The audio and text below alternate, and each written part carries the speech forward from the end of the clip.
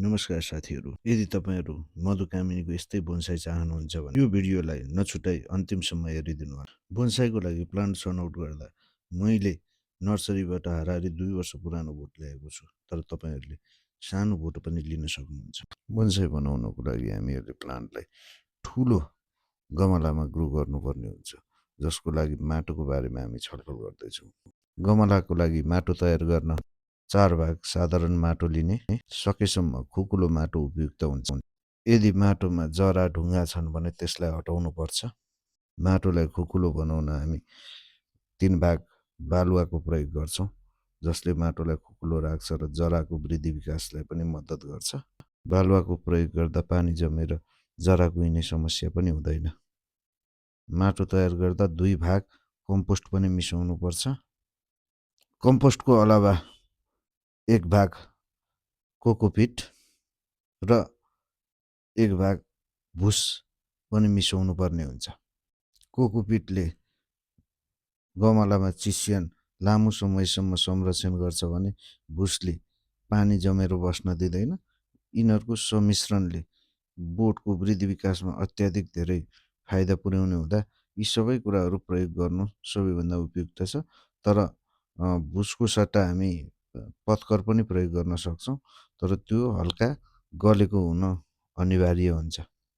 यी सबै कुराहरू राम्रोसँग मिलाइसकेपछि हामीले गमलाको तयारी गर्नुपर्ने हुन्छ। त्योभन्दा अगाडि चाहिँ नर्सरी पोली ब्यागलाई हटाउनु पर्ने हुन्छ। हटाउने क्रममा के ध्यान दिनुपर्छ भने हामीले जबरजस्ती तानेर हटाउँदाखेरि चाहिँ जुन माटोको ढिका हुन्छ त्यो फुट्न सक्छ। त्यसैले कैँचीले बिस्तारै पोली ब्यागलाई काटेर बोटलाई निकाल्न सकिन्छ। बिस्तारै तल माथिको माटो हटाउने र जराहरूलाई चाहिँ हल्का बाहिर देखिने गरी चाहिँ माटो हटाउँदाखेरि नर्सरीमा भएको त्यो कसिलो माटो चाहिँ पानी जमेर बस्दैन र जरा कुहिँदैन। हो यसरी तपाईहरूले माटो हटाउन सक्नुहुन्छ। गमलामा प्लान्टलाई रोप्नुभन्दा अगाडि हामीले ड्रेनेजोल छोपिने गरी गिटी वा इँटाको टुक्रा प्रयोग गर्न सकिन्छ। त्यसपछि बिस्तारै माटो भर्दै जान सकिन्छ।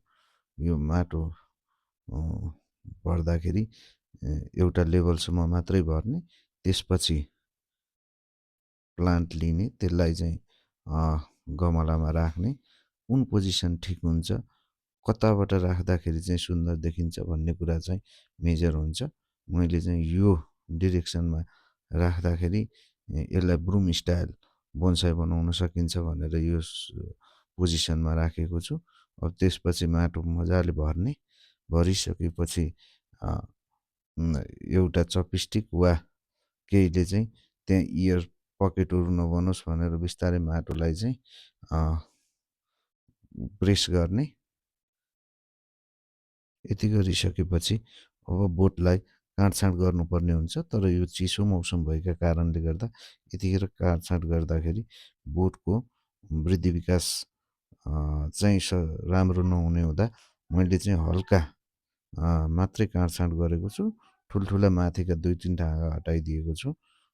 यसो गर्दाखेरि बोटमा स्ट्रेस पर्दैन र पछि चैततिर फागुनतिर चाहिँ यसको हाँगाहरूलाई वायरिङ गर्ने र एउटा सेप दिने काम गर्नेछु। यति गरिसकेपछि बोटलाई पानी दिने अनि त्यसपछि सुरक्षित शीतल ठाउँमा राख्ने। 1 हप्ता जति छायामा राखिसकेपछि यसलाई घाममा निकाल्न सकिन्छ। धन्यवाद।